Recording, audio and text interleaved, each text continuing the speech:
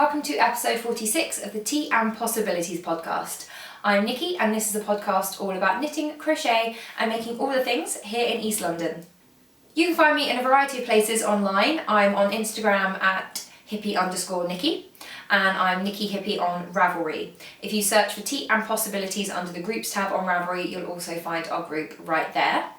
I put quick links to everything I mentioned in this episode just down below, but if you would like to see the full show notes, I host those on my blog, and a link to that will be just down there as well. As always, I would like to kick off the episode by saying a massive welcome. If you are a new viewer, thank you so much for giving the podcast a shot, and if you are a returning viewer, thank you so much for coming back every episode. I really appreciate it.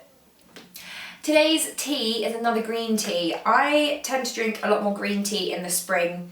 I love drinking tea all the time, and green tea in the spring has that kind of fresh, grassy kind of smell that I really like, and I feel it's probably completely all in my head, but I always feel like green tea is somehow more hydrating than normal black teas, so I don't feel quite so bad drinking a lot of it when it's warm.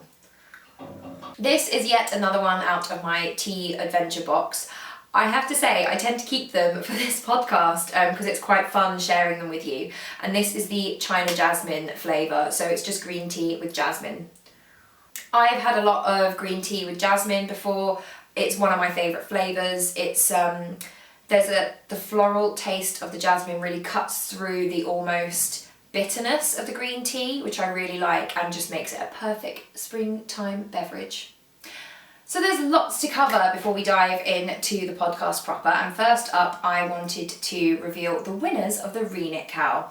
The Rena Cow was a knit-along, crochet-along, make-along, whatever you want to call it, which I hosted over the last couple of months. It started while I was in Edinburgh, I want to say March the 17th, but I could be wrong, and it came to an end on the 17th of May. I completely forgot to lock the thread, so I think we got a few extra entries in, and that's absolutely fine because, yeah, I didn't lock the thread at the end of the day. And I had such a lovely time with this knit along. I knit a couple of projects myself. I queued a couple of projects based on what you guys had made. So thank you so much for that. And I really enjoyed hanging out in the chatter thread and flicking through the prize thread. And this morning I locked the thread and I used random number generator to pull the prizes. Here is the first prize I have to give away. This is a skein of the Fibre Company Road to China, which is absolutely gorgeous. It is cashmere, camel, silk and baby alpaca, and it is very, very hard to give this away because it is so beautiful. And then I've got a skein of this beautiful mustard yarn collective Portland lace, which was curated by Melanie Berg. And I just think, oh, they look so good together, don't they? That mustard and that blue, that is just perfect. And I have these beautiful little stitch markers from Mama Bear Knits Company, who was very kind to send these to me, and they are beautiful. They are tiny little cut glass butterflies, and I just think whatever project you knit these into, I think these should go together. They would make a beautiful shawl. You should definitely use these stitch markers. So that is the first prize. Random number generator said this is for post number 20, who is Obsti, and you knit the, I can never pronounce it, I believe it's now called the Winterland sweater. It's the first sweater pattern by Skein Deer Knits, and I can't believe you've knit two of them already because it hasn't been out that long. So fantastically well done.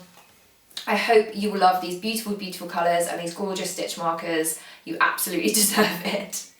So Obsti, please do drop me a message on Ravelry and I'll get those posted out to you as soon as possible. Next up, we've got some more Portland lace in this beautiful moody palette.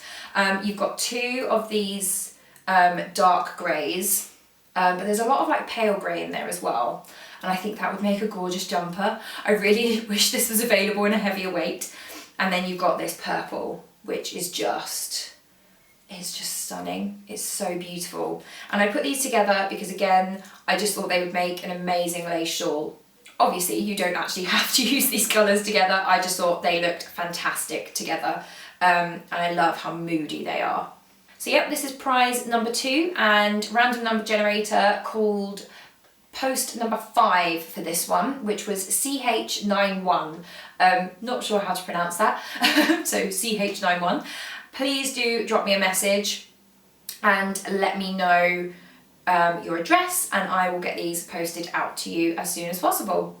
Last but by no means least is your 3rd prize, and these were also very hard to give away now that I have fallen in love with sock knitting, because I particularly think this would knit up into a gorgeous pair of socks.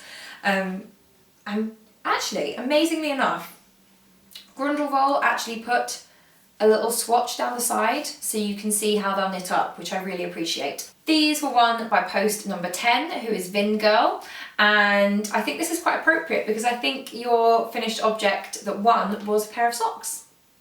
So thank you so much to everyone who got involved with the cowl. I really, really appreciate you joining in and sharing your pictures, sharing the love. It's really amazing. If you're anything like me, I never get round to knitting anything twice because there's always something new to cast on. So I hope it gave you a nice little push to revisit a pattern you've been meaning to for a while. I'm already thinking up my next knit along, so do keep an eye out on upcoming episodes and I will let you know what the next one's going to be as soon as I can. One last thing before we dive into Whipped Up. I have opened a question thread on the forum. It just means that if you have any questions, you can ask them there. If it's a quick answer, I'll probably answer it there. And if it's kind of a bigger, more complex answer, it may well inspire a future knit and natter. And I had a couple of questions on there that reminded me I had completely forgotten to mention that I had changed jobs. I have mentioned back at the end of 2016 that I was moving back to London from Portsmouth because I had taken a job at loveKnitting.com. And I decided this year that it was time for a change, and as of the end of March I left Love Knitting and I am now working in the charity sector, which is incredibly fulfilling and I'm really, really enjoying it. And I don't think I may have alluded to it when I was having those kind of super crazy busy weeks, but I had a couple of questions on the question thread saying, do you work in the yarn industry? Because I had mentioned a couple of times about picking up yarn from work. And it kind of, when I saw those questions, I realised that I talked about being crazy busy and like lots going on and hadn't actually said why. And the reason for that was I had changed jobs, and as you all probably know, changing jobs can be, no matter how smooth it is, it's always that kind of stress about a new type of commute, new people, new work, and yeah. I'm very settled in now. I really love the team. I love the work that I do. And yeah, it's a fantastic new thing that I'm really enjoying. Sadly, the only downside is there's no yarn kicking around the office. Right, that's enough of all that. Let's get on with the podcast proper and dive into Whipped Up.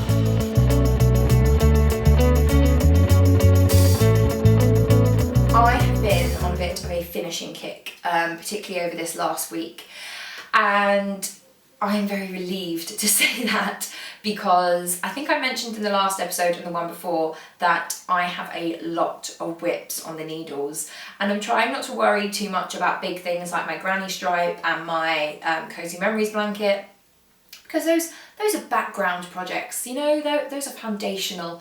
I don't have to stress too much about those.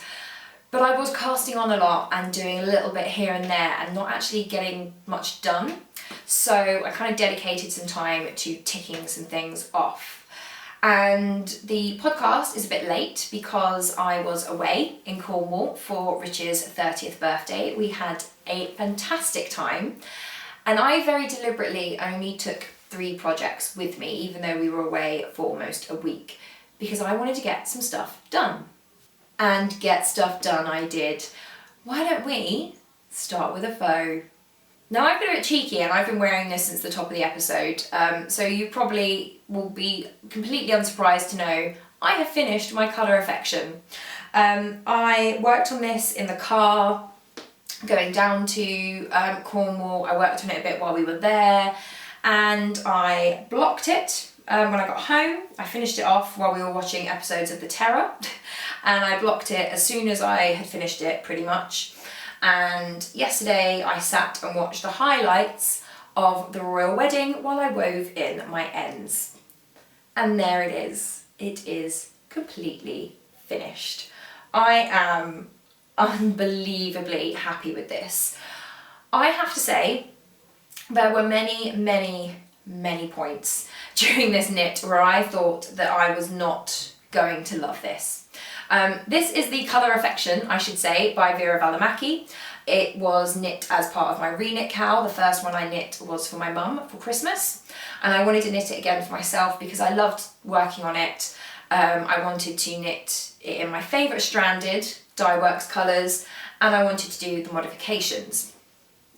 And I did do the modifications. I did the yarn over at the beginning and end of every row, and I went up a needle size. Those are the modifications that I did. That's not giving away any secret sauce at all, and it is tons bigger than my mum's. My mum's, I feel quite bad now, my mum's in comparison is quite small, but it doesn't curl as much, the top is not as tight.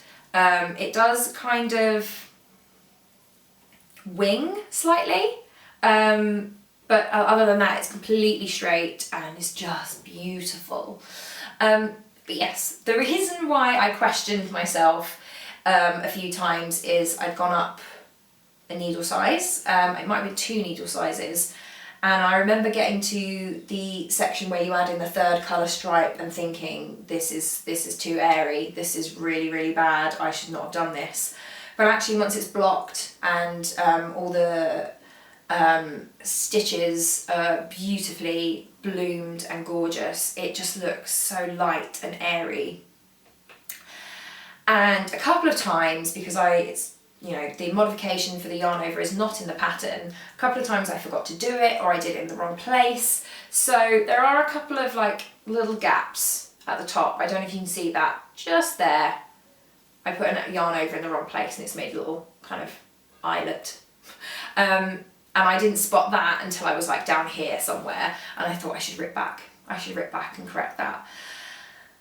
And I didn't, which is very much against my belief. I very much agree with the Knit More girls that if you don't like it now, you're not going to like it 10 inches later.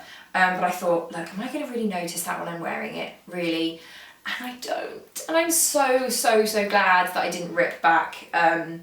I need to get better at just accepting that things aren't perfect, because I am very quick to go, right, I need to rip everything out and do it again because of one teeny tiny mistake.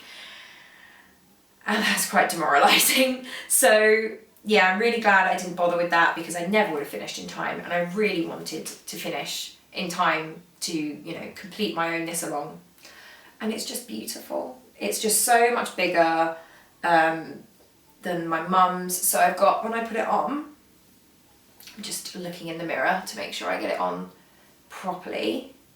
So when I put it on, my mum's, the kind of little ends are a bit more sort of here. This is quite a lot shorter, so it's more of a shawlette on my mum's, when my mum wears it, I should say, whereas this is definitely able to wear in my usual kind of scarf style.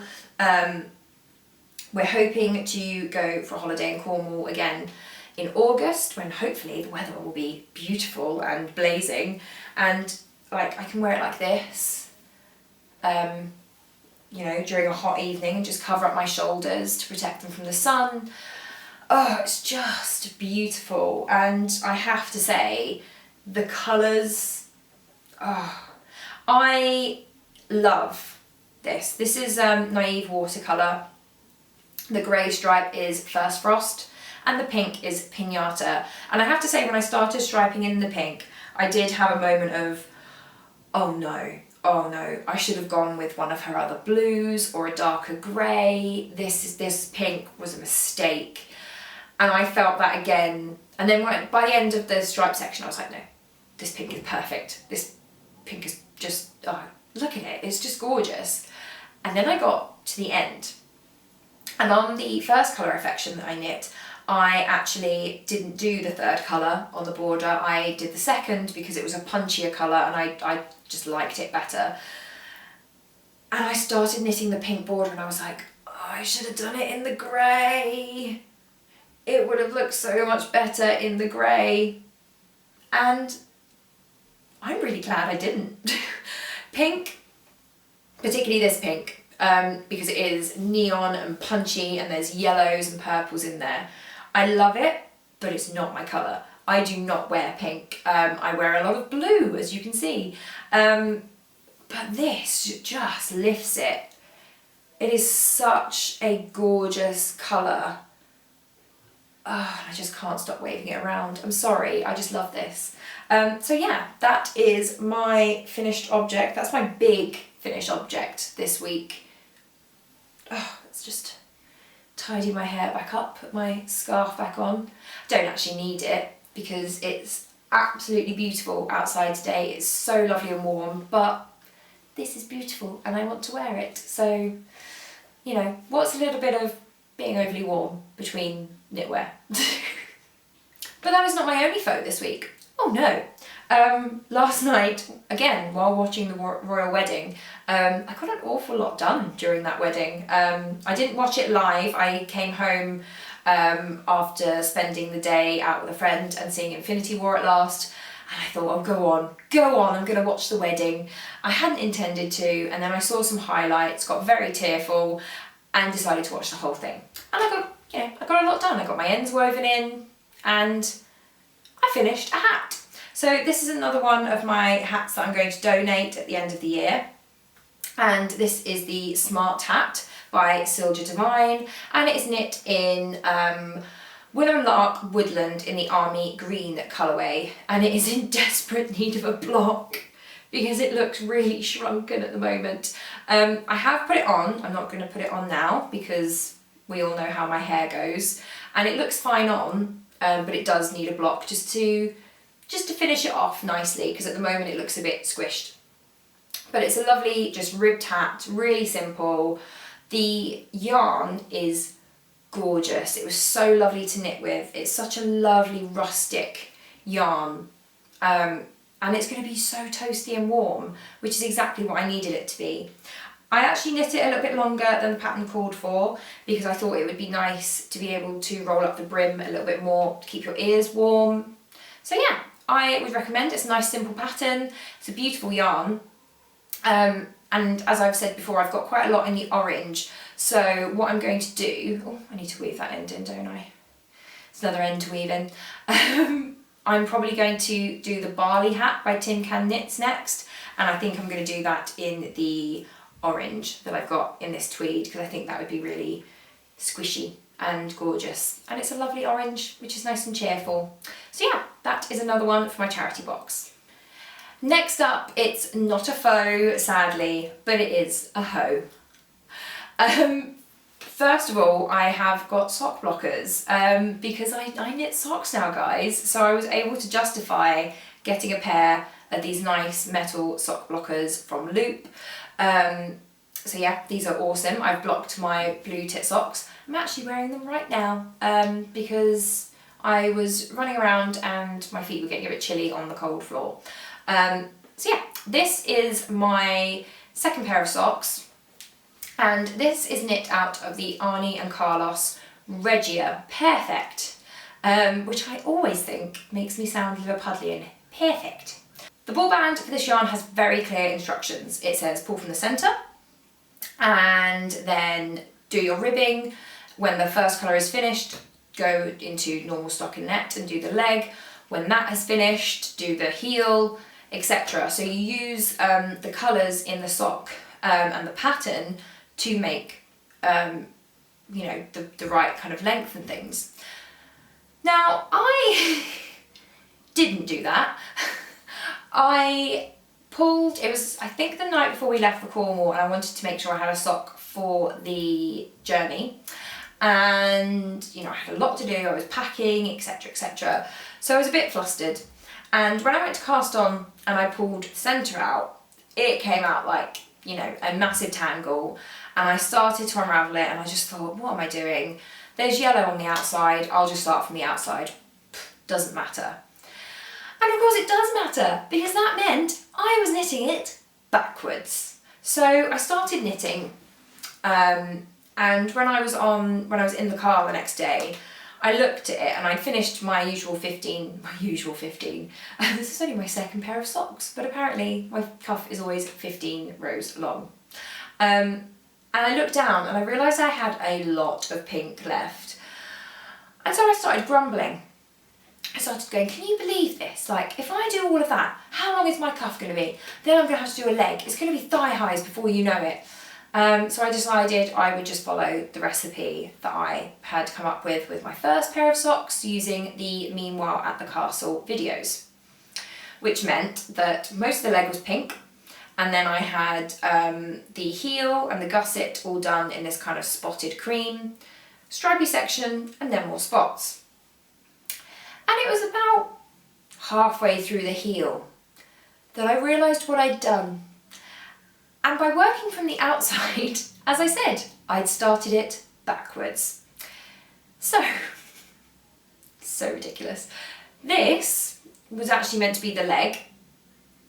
This was the stripe that you do before the heel. This is the heel. This is the stripe after the heel. And this is the gusset and foot.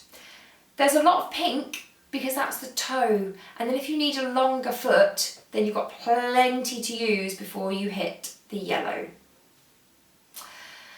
So, I was having a bit of a grumble about Arnie and Carlos when what I should have been grumbling about was my own stupidity, because what an idiot. Of course, if you work from the outside of the ball, you're working from the toe, not from the cuff. So that's very annoying. I think they look fine. They don't look as cool as they do on the ball band by any means, because there was like meant to be a pattern under the cuff and then the spotty part. I just think I was being really stupid, really. But I've cast on the next one. Rich did ask me if I was going to do the second one properly, and I said, well, of course not, because then they won't be perfect. I think he was trying to wind me up a little bit. But I pulled off when I'd finished. I unwound enough until I got to the next yellow section. So I'm going to be knitting the other one to match. Because if they match, no one will ever know. It'll just be you and me. We'll be the only ones that know. I do have 2 more balls of the Regia Perfect. I can't say that without doing the Liverpool accent. I'm really sorry. Including this one, which Rich has asked for a pair of socks. I have bought him the Mallard colourway from West Yorkshire Spinners as a birthday present, but I thought I'd knit him like a more basic pair first, because I'm looking at my blue tit socks now and they are a little bit too big. These ones fit a lot better, so I thought I would do a practice pair first. And I don't know if you can see on there, but this is what the socks are supposed to knit up like. So you have a bright red cuff, and then you have some really cool striping, some spots, cool heel, spotty foot, red toe. So this time, even if it is a tangle on the inside, I will unravel it and I will do it properly. And we will see just how well these actually work when you follow the instructions as you're supposed to. So that's all the knitting I've done over the last few weeks. I was really determined to get my colour affection finished, so I worked on that a lot. I got pretty much all of my sock knit while I was away. I stopped at the toe because I couldn't remember off the top of my head if I was supposed to do anything apart from just decreasing. So I thought I would wait until I got home.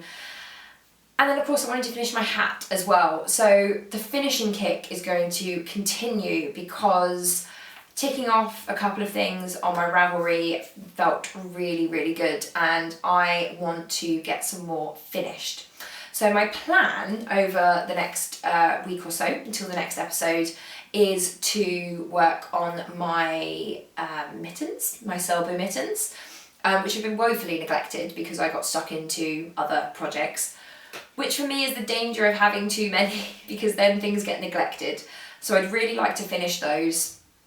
I would like to finish this current pair of socks, And I would also like to finish the watermelon baby booties. These I completely forgot to pack and take away with me, which means they haven't been touched.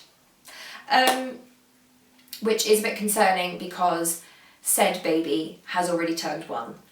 I'm sure she's not going to grow anymore for a little while, so as long as I get these done by bank holiday weekend, which is when I'm seeing them again, it will be fine. I'm hoping to gift them as soon as possible, so I may only have a picture to show on the podcast, but I will definitely show you them when they're finished. So yeah, I want to get a couple more small projects off the needles so that I can then focus my attention on getting my pavement jumper finished and getting really going with my Kerrytown pullover. I have also been thinking about getting another of my Make 9 challenge cast on. I really want to cast on the May by Andrea Mowry, and I think having 3 jumpers on the needles is going to be enough. If I can clear all of these smaller projects, then I'm quite happy to have 3 jumpers on the needles, I think. My pavement is so near completion. I've just got to finish the bottom and put the sleeves in, so that's almost, you know, pretty much finished, kind of. And my Kerrytown is such a complex cable pattern. There's so many bits of paper to the pattern that that's very much an at-home project. And I feel like the May would be better for kind of social knitting, and if we do any more long car journeys or anything like that. So yeah, that is what I'm working towards. I'm working towards only having big projects on the needles. Speaking of big projects, I have been, I think it's the spring, but I've been in one of my organising moods. I don't know if you get that, but I've cleared some time next weekend for when I am going to do a bit of a spring clean of my stuff in the flat. There's plenty that I think I could get rid of, and I've been reading a lot of the KonMari method. So I'm feeling quite inspired to clear things out and make more sense of everything. And on top of that, I have been doing things like creating new Spotify playlists and organising my Ravelry and organising my Pinterest. My interest in Pinterest, it comes and goes. I tend to use it a lot and then I don't use it for ages. But I recently logged in to get a recipe, and depending on what you've pinned, it throws up lots of recommendations, and I pinned a few more outfits because I still have this dream that one day I will have this perfect wardrobe where everything in there is something I love and I feel good in. One day, we're working on it. And I looked in there and I feel very good about my choice of the Agnes dress, which by the way never got made for Richard's birthday, of course. I was still kind of settling into my new job. I was trying to get all my runs in before we went away, and it was just bonkers. So I think after my spring clean, I'm just going to get my sewing machine set up on the dining table and sew, because then I've got no excuses. It's the getting things out that drives me kind of mad. But anyway, Agnes dress looks like a really good fit for all the things that I have got pinned on Pinterest. But what I noticed is that all of these are generally paired with a cardigan. They're a really good fit for autumn because you can wear them with tights and boots and a cardigan. And they're a really good one for summer as well because you can wear them with bare legs, sandals, and if it gets a bit chilly, you can wear a smaller cardigan. I don't have any cardigans, really. I have got this one, this blue one, that's just blue jersey with finger holes, which I love.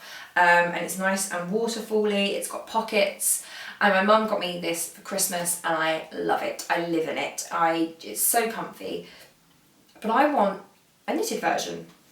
So I've been thinking about that. I think the leap year, which is on my Make 9 list, is going to be a great summer weight cardigan. But let's not get carried away. I am not going to get that finished for this summer. English summers are notoriously short. For the record, they can often be quite hot though, so it can get very hot in England. It's one of my bugbears when people say England is really cold. It's not, it's just cold more often than it is hot.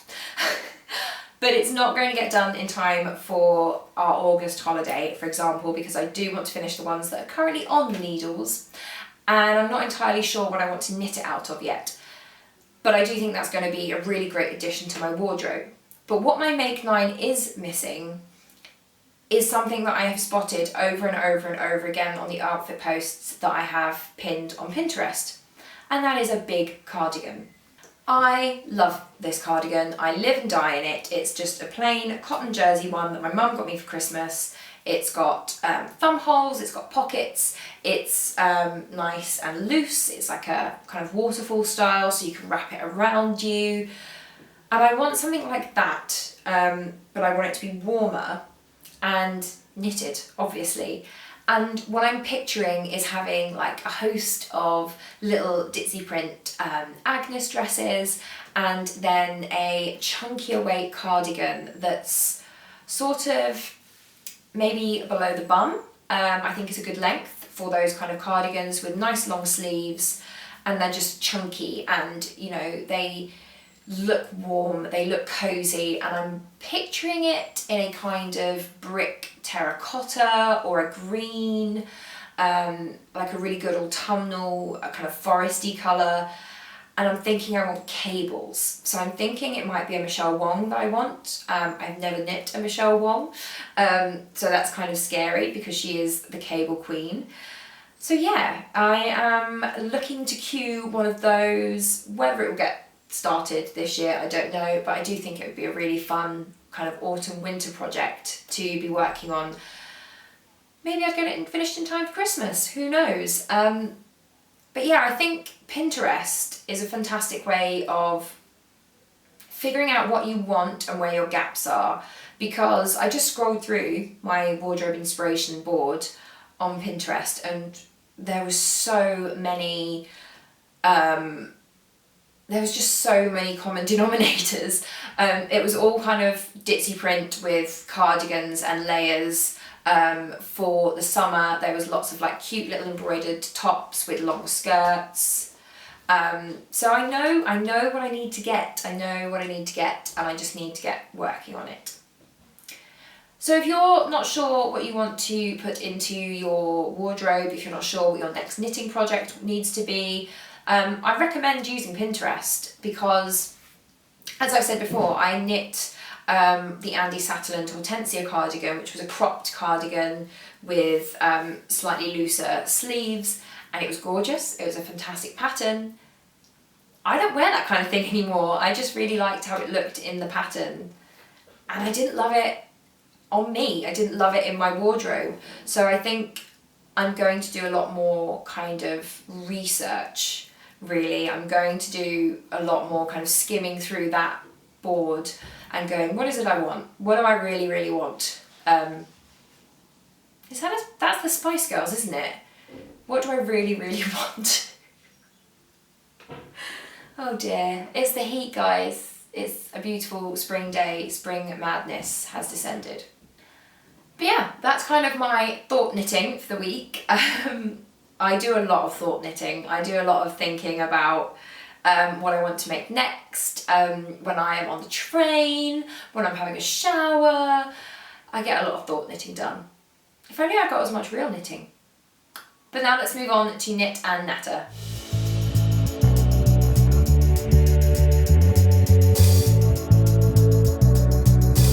For this week's knit and natter, I wanted to talk about body positivity. And the reason I wanted to talk about this is because I recently remembered something from when I was in school. And I remembered this because I went jeans shopping. So let me set the scene. While we were away in Cornwall, Rich had received for Christmas a voucher for the jeans shop in Truro. So while we were away, we decided to go and spend this voucher. And while we were there, I thought, oh, there's a sale on, and you know, they're really lovely Levi's jeans.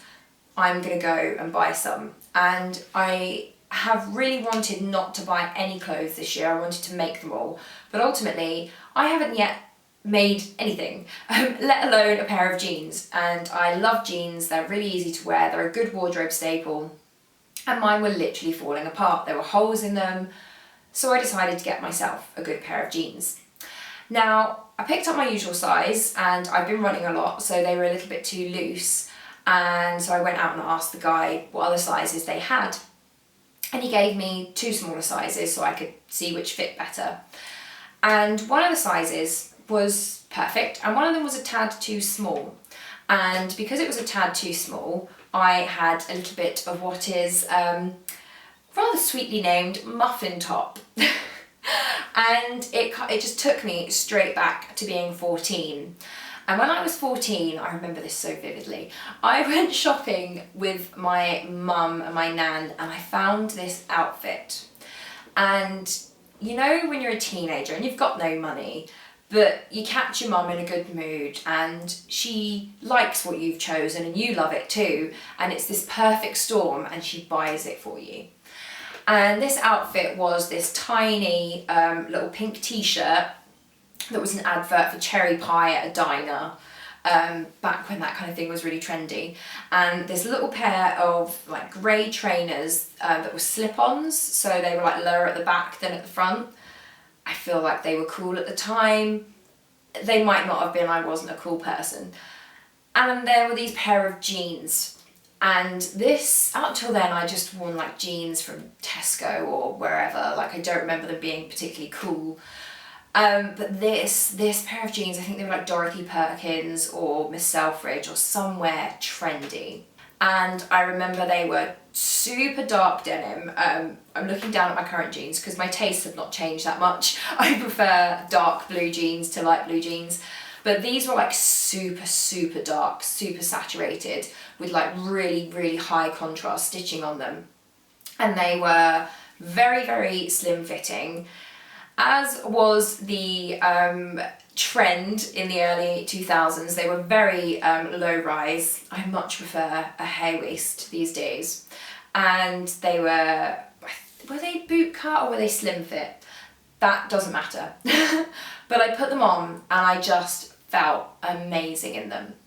And one of the reasons I felt amazing was because of Muffin top. I still am a slim person, but when I was a teenager, I was like ridiculously small. I was like a stick insect. I had no hips, no bum, no boobs to speak of. They came later. But I always felt, as you always do when you're a teenager, you always want what you don't have.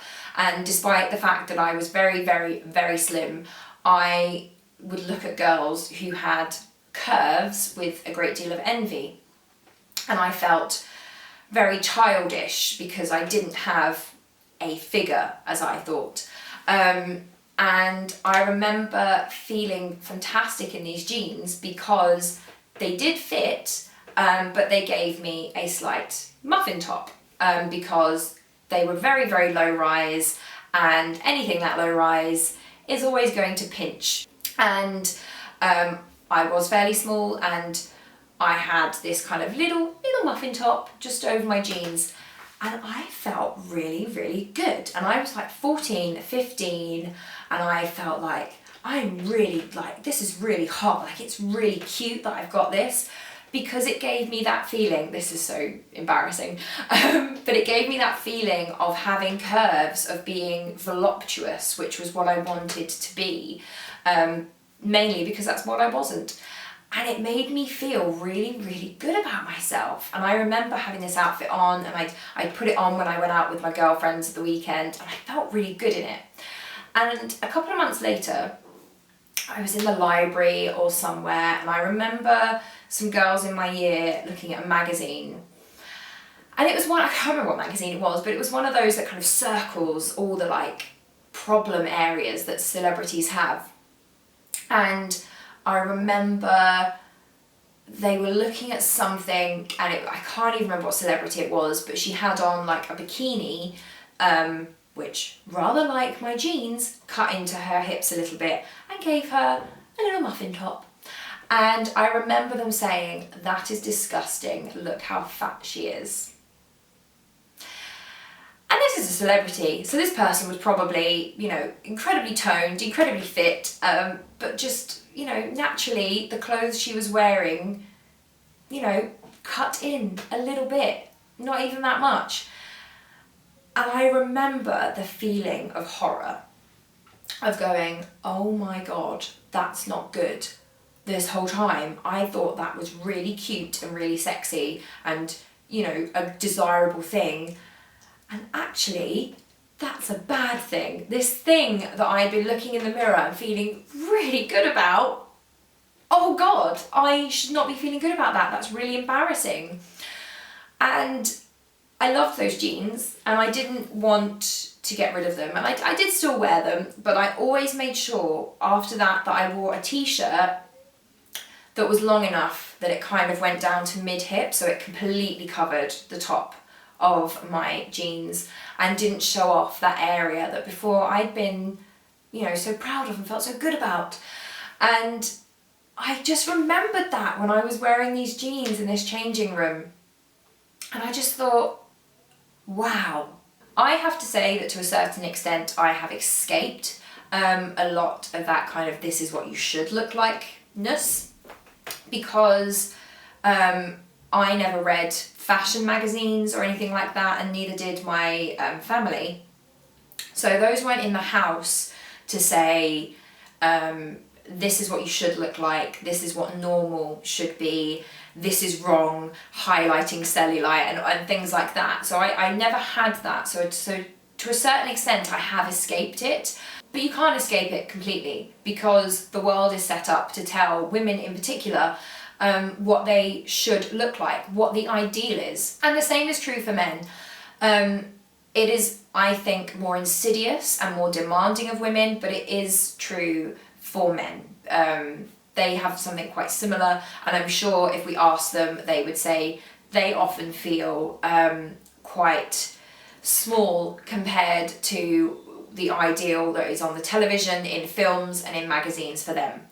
But from a female point of view, I was kind of shocked to have this very, very clear memory just come back of the time, the moment that I learnt to dislike something about myself. And not just to dislike something, but something that I had up till that point thought was really, really, you know, as much as a 14-year-old, 15-year-old can, sexy. I thought it was really cute. And I learnt that I should cover that up, that I should hide that I should be ashamed of that. And it was quite shocking to me because I wonder how many of us have that moment. I think we all do. If we think and we dig back enough, I think we all have that moment where someone, you know, pointed at something and said, that's wrong. And we went, oh no, I thought that was fine. I thought that looked good. So yeah, I just wanted to talk about that a little bit because I think that's quite telling that my instinct was very much to embrace something about myself. And prior to that, I don't remember really having anything about my body that I didn't like, beyond, I remember being quite self-conscious about how pale I was. And to this day, I am still a little bit like, when I put shorts on in the summer, I do have that cringe moment of like, oh gosh, I'm as white as paper. But then I put them on anyway because it's hot. And they're not going to get any colour if I keep them in jeans. A lot of what I'm doing at the moment is just trying to push myself out of my comfort zone. So things like wearing shorts, I've only started doing in the last sort of 2 or 3 years. Things that like wearing, you know, dresses that are a little bit shorter, dresses without leggings, things like that I have learnt over the years that I probably shouldn't do because my legs are not perfect, my arms are not perfectly toned. I am literally paper white to the point where you can see all of my veins, and that's not the ideal. And I have been working very hard over the last few years because I got to kind of my mid to late 20s and I realised I don't want to look back and think, gosh, I had such long, great legs, I had, you know, such good looking arms and, you know, my tummy was quite flat. Why didn't I wear a bikini? I don't want to look back and regret that I didn't do these things. And I find that the more I do them, the more comfortable I am. And it's only the first 2 or 3 times that you pull on the shorts that you kind of go, oh, can I go out in this? You can see my stretch marks. And then I just do it. And after a while, I just get really comfortable with it. And I'll be honest with you, every summer I have the same moment. I'm putting on the same pair of shorts that I put on last year, and I go, oh, really? You know, they're quite pale. You know, the tops of my thighs are a little bit chubby. Oh, you can see my stretch marks. And then I just wear them anyway.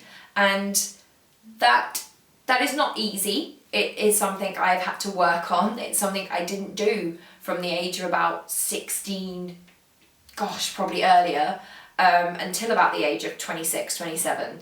So it's not easy. And I did start off by just kind of wearing them around the house or garden, and then I would change before I left the house. And now I very much don't do that, and I just embrace, and I go out, and I think at the end of the day, you know, if anyone does look and they don't like it, they're not going to say anything. So it's fine, it doesn't matter. So I guess what I'm saying is we all need to reclaim, to a certain extent, our own bodies. And it's hard. It's really hard to unlearn the feeling of shame that we have. And I just keep going back to that girl in my head that thought her muffin top was cute. And I've actually found that to be a really positive thing. And whenever I kind of look at something and go, no, I probably shouldn't wear that, I just think, nah, I'm going to do it. I'm just going to wear it. And what's the worst that can happen? I have also found that exercise is a fantastic confidence builder. And it is not because I have lost any weight. I have lost a little bit of weight with the running that I've been doing. I had a bit of an injury this week and I've been really missing my running. Yes, I have lost a little bit of weight, not a significant amount. And yes, my legs are more toned than they were. But what exercise has actually done for my body confidence is it has changed the way I view my body. So now, I keep talking about my legs because my legs are the things that I've always been a little bit, my legs and my tummy are where I've always kind of judged myself quite harshly. And now my legs can run 10k. They can do it. And you know, my feet might get blisters and I might be a tiny bit achy the next day, but my legs can do that. And I can run non-stop for, you know, over an hour, which is something I couldn't do a couple of months ago. And so what if they're a little bit wobbly at the top? So what if they're, you know, white as paper? So what if I've got cellulite? These legs can do amazing things. One thing I do want to highlight about exercise as a vehicle towards body confidence is that is not available to everyone. I am incredibly privileged that I do not suffer from any illnesses or any physical problems that prevent me from exercising.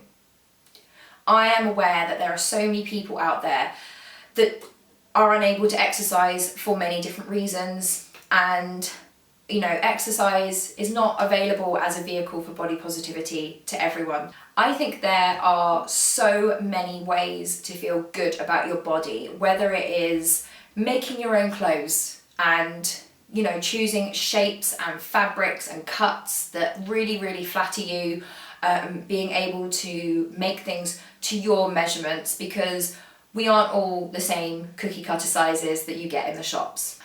It might be taking the time once a week to give yourself, you know, an hour in the bathroom where you pamper yourself and you use some really lovely smelling lotions, you do like a hair mask or a face mask.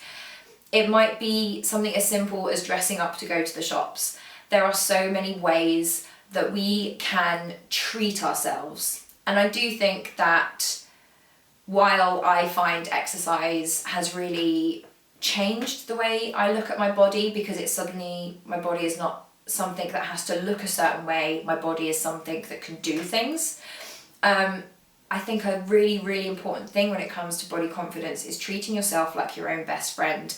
You would never ever tell your best friend that she looks awful because, you know, her arm wobbles a little bit or her tummy's a little bit soft. You would never say that. So why do we say it to ourselves? I would really, really love to hear from you guys ways that you have found have really improved your body confidence, or things that have, you know, you've read or have helped your friends. Let's start a conversation and talk about the ways that we can help ourselves. We are a community of makers. We are skilled and talented people and we make things. So let's make our confidence, our body confidence, a number one priority for ourselves. Yes, the media is changing, but to a certain extent it is still telling us that we have to look a certain way to be acceptable. And the only people that can change that is us. We are the people that have to turn around and go, actually nope, you know, I haven't lost a stone and I'm still going to wear the shorts. You know, we are the only people that can make a change in this world, so that when our daughters and our sons grow up and get to our age, they're not tackling these same issues. So I'm going to get off my soapbox now. And I am going to enjoy the lovely sunshine on the balcony. I am going to work on some projects, and I'm probably going to do so while wearing some shorts. Have a lovely, lovely couple of weeks, and I will see you very soon for another cup of tea. Take care, bye.